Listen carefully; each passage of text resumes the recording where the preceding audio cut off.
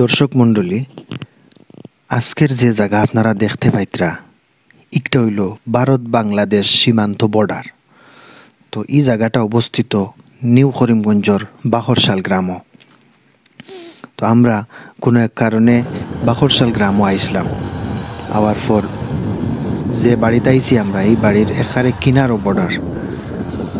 তো আমরা কাজ শেষ করিয়া বর্ডারও একটু ঘুরলাম, খুব ভালো লাগলো দেখিয়া। বর্ডার দিয়ে যখন আমরা চলাফেরা করি তখন হফারর বাংলাদেশের মানুষ দেখা যায়।